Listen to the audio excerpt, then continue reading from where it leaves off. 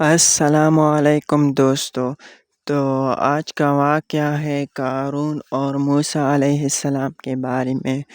تو ایک خوبصورت واقعہ، ویڈیو کو مکمل دیکھیے اور دوستوں کے ساتھ ضرور شیئر کریے. اگر ویڈیو پسند آئے تو چینل کو سبسکرائب کریں. شکریہ. قارون کا محل. قارون کون تھا؟ قارون کا خزانہ کیسا تھا؟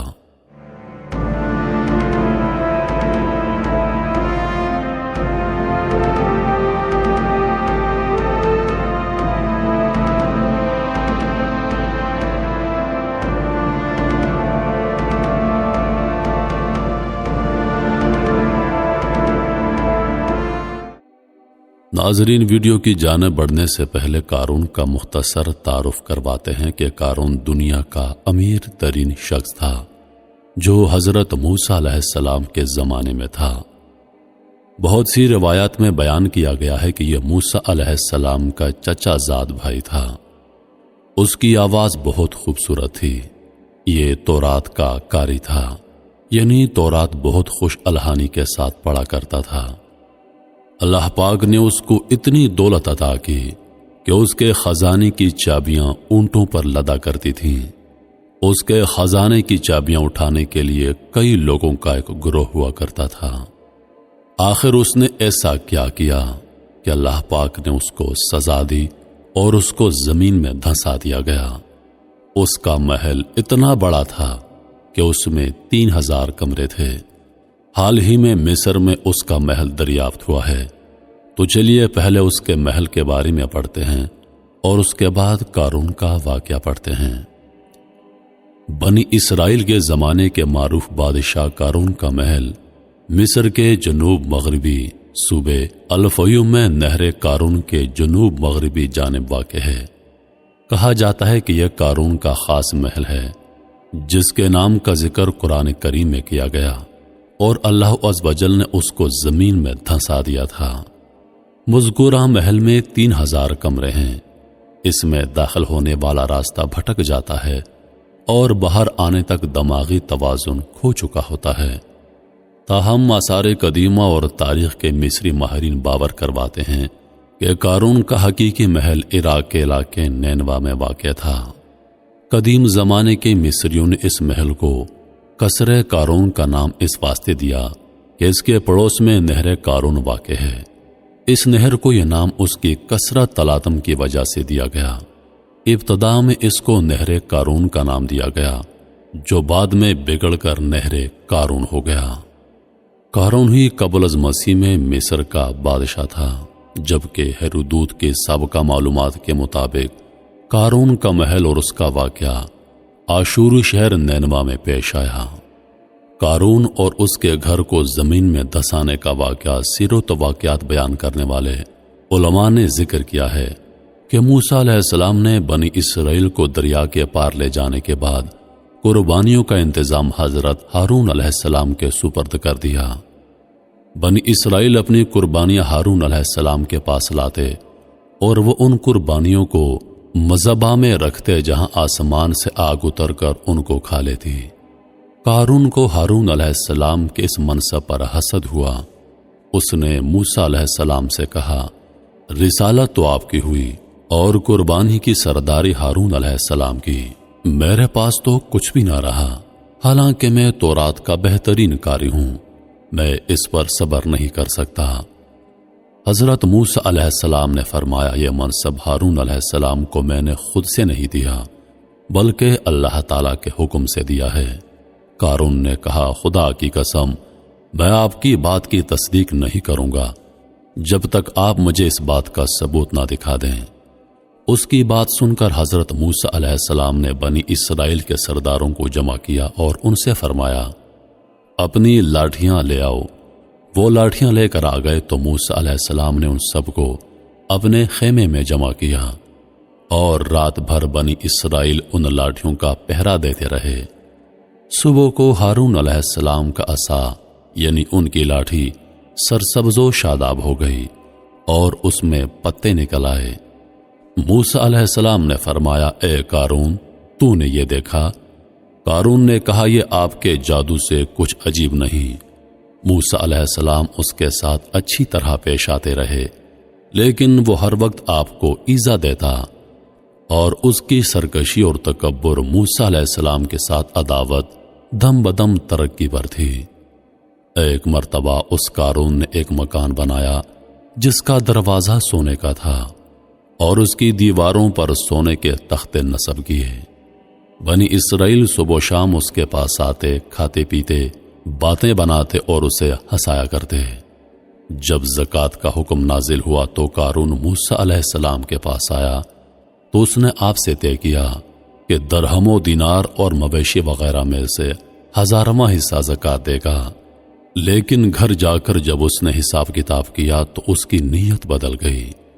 یہ دیکھ کر اس کے نفس نے اتنی بھی ہمت نہ کی اور اس نے بنی اسرائیل کی ایک جماعت کو جمع کر کے کہا، تم نے موسیٰ علیہ السلام کی ہر بات میں اطاعت کی، اب وہ تمہارے مال لینا چاہتے ہیں تو تم اس بارے میں کیا کہتے ہو؟ انہوں نے کہا، آپ ہمارے بڑے ہیں، جو آپ چاہیں حکم دیجئے۔ قارون نے کہا، فلانی بد چلن عورت کے پاس جاؤ اور اس سے ایک معاوضہ مقرر کرو کہ وہ موسیٰ علیہ السلام پر تہمت لگائے۔ ایسا ہوا تو بنی اسرائیل موسیٰ علیہ السلام کو چھوڑ دیں گے۔ چنانچہ قارون نے اس عورت کو 1000 دینار، 1000 درہم اور بہت سے وعدے کر کے یہ تہمت لگانے پر تیار کر لیا، اور دوسرے دن بنی اسرائیل کو جمع کر کے موسیٰ علیہ السلام کے پاس آیا اور کہنے لگا، بنی اسرائیل آپ کا انتظار کر رہے ہیں کہ آپ انہیں وعظ و نصیحت فرمائیے۔ حضرت موسیٰ علیہ السلام تشریف لائے اور بنی اسرائیل میں کھڑے ہو کر آپ نے فرمایا، اے بنی اسرائیل، جو چوری کرے گا اس کے ہاتھ کاٹے جائیں گے، جو بہتان لگائے گا اسے 80 کوڑے لگائے جائیں گے، اور جو زنا کرے گا اور اس کی بیوی نہیں ہے تو اسے 100 کوڑے مارے جائیں گے، اور اگر بیوی ہے تو اس کو سنگسار کیا جائے گا یہاں تک کہ وہ مر جائے۔ یہ سن کر قارون کہنے لگا، یہ حکم سب کے لیے ہے نا، خواہ آپ ہی ہوں؟ موسیٰ علیہ السلام نے فرمایا، سب کے لیے ہے، خواہ میں ہی کیوں نہ ہوں۔ قارون نے کہا، بنی اسرائیل کا خیال ہے کہ آپ نے فلاں بدکار عورت کے ساتھ بدکاری کی ہے۔ موسیٰ علیہ السلام نے فرمایا، اسے بلاؤ۔ وہ آئی تو حضرت موسیٰ علیہ السلام نے فرمایا، اس کی قسم جس نے بنی اسرائیل کے لیے دریا پھاڑا اور اس میں راستے بنائے اور تورات نازل کی، تو وہ بات کر جو بات سچ ہے۔ اللہ پاک نے اس عورت کی زبان پھیر دی، اس نے تہمت لگانے کے بجائے سب کچھ سچ بیان کر دیا۔ اس نے مجمع میں کھڑے ہو کر کہا کہ مجھے قارون نے اتنی دولت دی ہے اور مجھے موسیٰ علیہ السلام پر جھوٹا بہتان لگانے کا کہا۔ یہ سن کر موسیٰ علیہ السلام اپنے رب کے حضور روتے ہوئے سجدے میں چلے گئے اور عرض کرنے لگے، یا رب، اگر میں تیرا رسول ہوں تو میری وجہ سے قارون پر غضب نازل فرما۔ اللہ تعالیٰ نے آپ کو وحی فرمائی کہ میں نے زمین کو آپ کی فرما برداری کا حکم دے دیا ہے، آپ اس سے جو چاہیں حکم دیں۔ حضرت موسیٰ علیہ السلام نے بنی اسرائیل سے فرمایا، اے بنی اسرائیل، اللہ تعالیٰ نے مجھے قارون کی طرف بھی اسی طرح رسول بنا کر بھیجا ہے جیسا فرعون کی طرف بھیجا تھا، لہذا جو قارون کا ساتھی ہو وہ اس کے ساتھ اس کی جگہ پر ٹھہرا رہے، اور جو میرا ساتھی ہے وہ اس سے جدا ہو جائے۔ یہ سن کر سب لوگ قارون سے جدا ہو گئے۔ پھر موسیٰ علیہ السلام نے زمین کو حکم دیا کہ قارون کو پکڑ لے۔ زمین نے قارون کو پکڑ لیا اور اسے دھنسانا شروع کر دیا۔ قارون گھٹنوں تک جب دھنس گیا تو اس نے رونا پیٹنا شروع کر دیا اور موسیٰ علیہ السلام سے معافی مانگنے لگا۔ آپ نے زمین کو فرمایا، اور پکڑ لے۔ زمین نے اس کو اور پکڑ لیا اور وہ کمر تک دھنس گیا۔ ایک مرتبہ پھر وہ چیخا چلایا، موسیٰ علیہ السلام کو واسطہ دیا، اپنی رشتہ داری کا واسطہ دیا کہ مجھے بخش دے، میں توبہ کرتا ہوں۔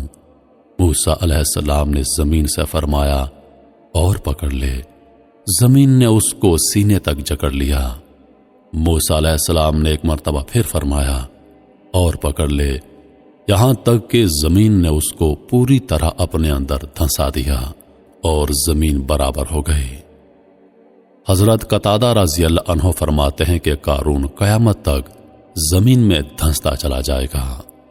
بنی اسرائیل نے قارون اور اس کے ساتھیوں کا حشر دیکھ کر کہا، موسیٰ علیہ السلام نے قارون کے مکان، اس کے خزانے اور اموال حاصل کرنے کی وجہ سے اس کے لیے وہ دعا کی ہے۔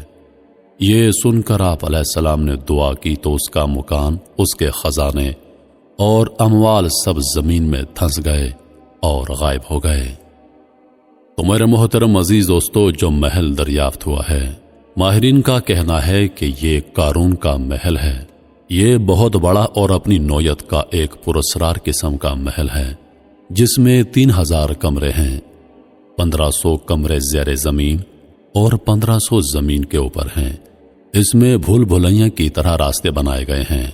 اگر کوئی شخص اس میں داخل ہو جائے تو وہ اس میں کھوسا جاتا ہے۔ باقی کیا سچائی ہے یہ اللہ پاک ہی بہتر جانتا ہے۔ انہی لفظوں کے ساتھ میں اجازت چاہوں گا، اس امید کے ساتھ کہ سانسوں وفا کی تو اگلی بار ایک اور ویڈیو لے کر آپ کی خدمت میں حاضر ہوں گا۔ تب تک کے لیے خدا حافظ۔ اللہ پاک آپ سب کا حافظ و نگہبان۔ ہنستے رہیے اور ہمیشہ مسکراتے رہیے۔